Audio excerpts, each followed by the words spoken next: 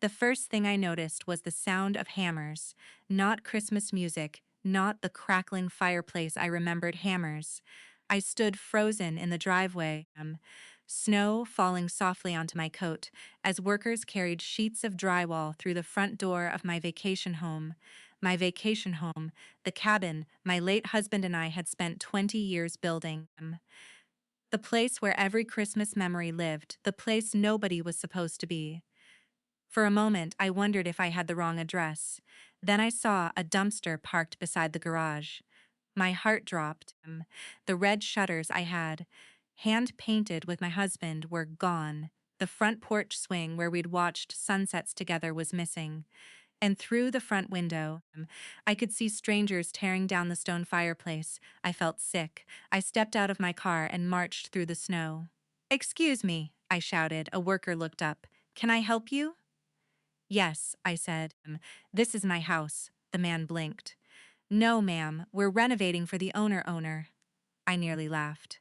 "I am the owner." The worker looked confused. Then another voice interrupted. "Oh." I turned, and there she was, my daughter-in-law, Brittany, standing in the doorway, holding a clipboard, smiling like she belonged there. "Merry Christmas, Diane." I stared at her. "What are you doing?" She looked around casually. "Improving the place." Improving, that single word hit me harder than any insult ever could, because she wasn't just renovating a house, she was erasing memories. My memories. My husband had died 5 years earlier, after 42 years of marriage. After battling cancer for 18 months, this cabin had become my sanctuary, the last place where I could still feel him. The kitchen where he'd danced with me, the workshop where he'd built birdhouses, the fireplace where we'd spent every Christmas Eve. And now strangers were destroying it, under Brittany's supervision. Without my permission, without even asking, I felt my hands shaking. "Brittany," my voice was dangerously calm. "Tell me why there are construction crews inside my home." She sighed dramatically. "As usual, you're overreacting." I couldn't believe what I was hearing. "Overreacting?" She nodded. "The place was outdated." Outdated, the word echoed in my head. "You haven't used it much lately anyway." I stared at her. The audacity was breathtaking. I had purchased that property 30 years earlier, paid every tax, every utility bill, every repair.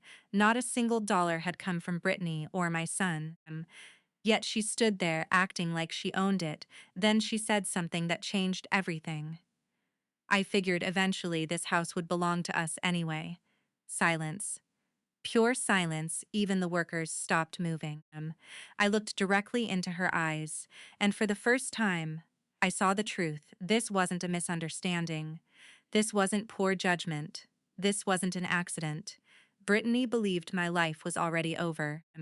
She believed my property was already hers, and she was simply taking possession early. Something inside me shifted. Not anger, not yet. Something colder.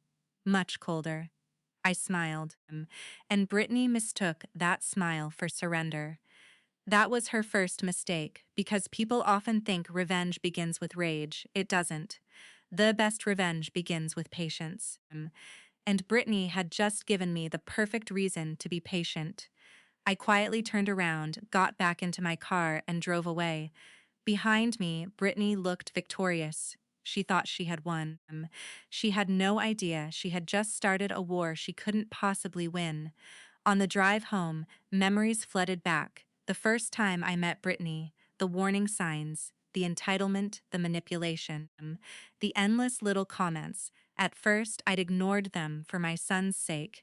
Every mother does. You convince yourself things will improve. You tell yourself your son is happy. You swallow your pride. But Brittany never changed. She only became more confident, especially after my son received a promotion and their income increased.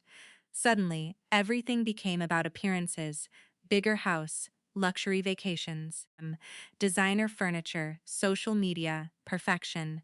And through it all, Brittany developed an obsession with wealth, specifically other people's wealth.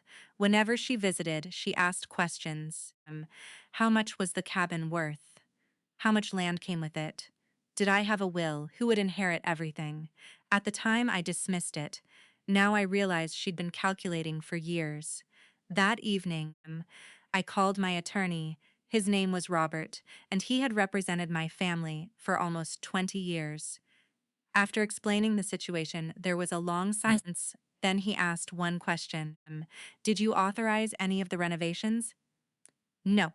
Any written permission? No. Any verbal permission? No. Another pause. Then Robert laughed, not because it was funny, because it was unbelievable. Diane, he said, your daughter-in-law has made a very expensive mistake. For the first time all day, I smiled, a real smile, because Robert was right. Brittany thought she was redesigning a house. What she was actually doing was building the foundation of her own downfall. And by New Year's Day, everyone in the family would know exactly what she'd done, including my son, including Brittany's parents, including every person who had spent years believing her version of events. Christmas was coming, and so was the truth. Neither one would be gentle. The room was silent. Not the comfortable silence of a family dinner, the kind of silence that arrives right before everything falls apart. I looked around the table. My son, Michael, seemed confused. My grandchildren were too young to understand what was happening. The rest of the family watched carefully. And Brittany looked terrified. For the first time since I had known her, terrified.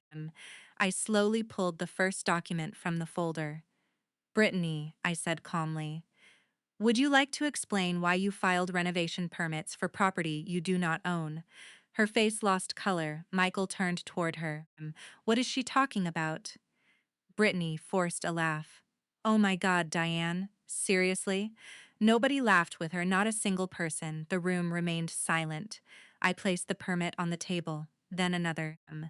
Then another, one after another. Like cards in a collapsing house, Michael picked up the first document. His eyes moved across the page, then the second, then the third. His expression changed, confusion, concerned, disbelief. Brittany, she immediately became defensive. Then explain. Her voice shook slightly. I was helping your mother. The lie came quickly, too quickly. I almost admired the reflex. Almost. Helping me, I asked. Yes, I opened the folder again. Interesting. I removed another stack of papers, contractor statements, signed declarations, invoices, photographs, emails, evidence, lots of evidence. I handed one to Michael. He read it silently, then his eyes widened. The statement came from one of the contractors.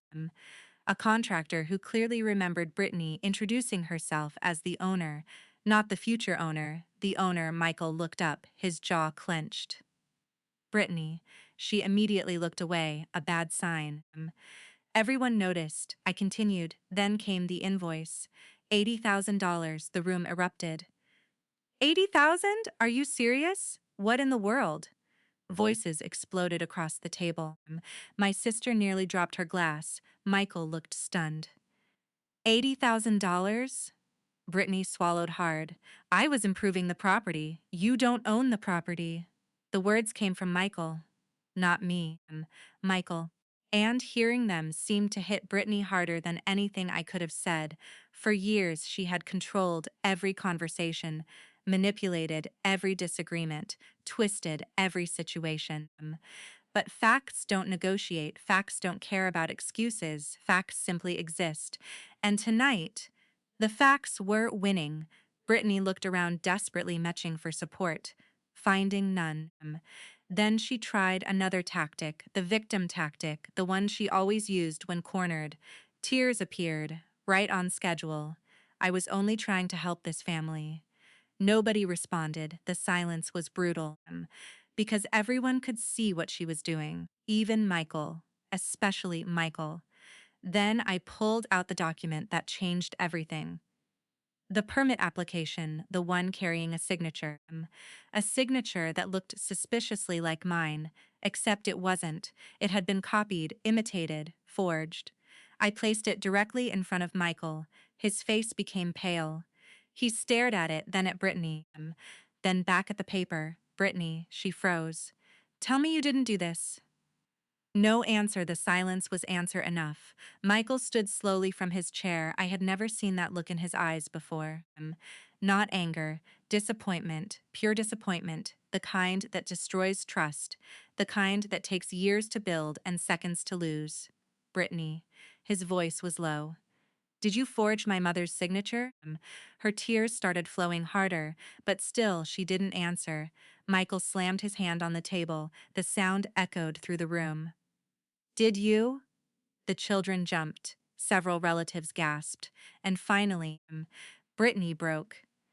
Yes, the word exploded from her mouth. Then came more, much more. Months of frustration, months of entitlement, months of resentment, all pouring out at once. Because none of this is fair. The room froze. She pointed directly at me. You have everything. Nobody moved. Nobody spoke. Brittany kept going. The house, the investments, the land, the cabin. Her voice rose higher.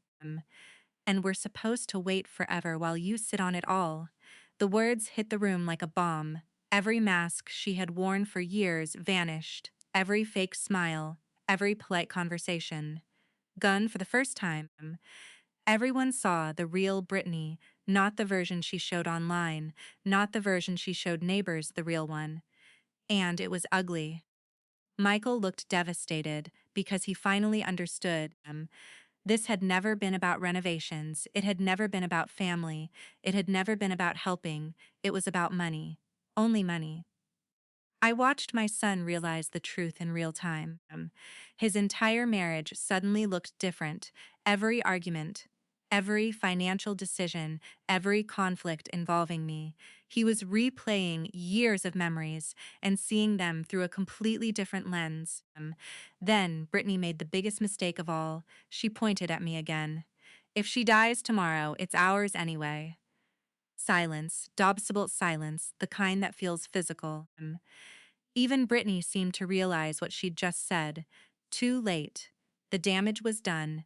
Several relatives looked horrified. One aunt covered her mouth. Another family member simply stood up and walked away. Michael looked like he'd been punched, because no husband wants to hear his wife talk about his mother's death like a financial transaction. No son wants to hear that. Ever. And there was no taking those words back. Not now. Not ever. The tears stopped working. The excuses stopped working. The manipulation stopped working. Everything stopped working. Because the truth was finally standing in the middle of the room, and everyone could see it. Then Michael did something nobody expected. He removed his wedding ring, slowly, silently, and placed it on the dining table. The tiny sound of metal touching wood echoed through the room. Brittany stared at it, horrified. Michael, he didn't answer. Michael, please. Still nothing. Finally, he looked directly at her. You lied to me. She shook her head frantically. No, you lied to my family. Michael, you forged documents. I can explain. You talked about my mother's death like it was an investment strategy. The tears returned instantly. But they no longer mattered because everyone knew what they were now. Not grief, not regret. Fear. Fear of consequences. Fear of losing control. Fear of losing everything. And for the first time in years, Brittany was experiencing exactly what she had made other people feel. Powerless, completely powerless. Then Michael turned toward me, his eyes filled with tears. I'm sorry, Mom. 3 simple words, but they meant everything. Years of distance, years of misunderstandings, years of manipulation, suddenly breaking apart. I stood and hugged my son, and for a moment, neither of us spoke. We didn't need to. Some wounds heal through words, others heal through truth. This was truth caught, painful, necessary. Across the room, Brittany sat alone. Nobody defended her. Nobody comforted her. Nobody argued on her behalf because there was nothing left to argue. The evidence was overwhelming. The confession was public. The truth was undeniable. And as Christmas Eve came to an end, Brittany finally understood something she should have learned years ago. The people who believe they are entitled to everything often end up losing the most. And her biggest losses were only beginning.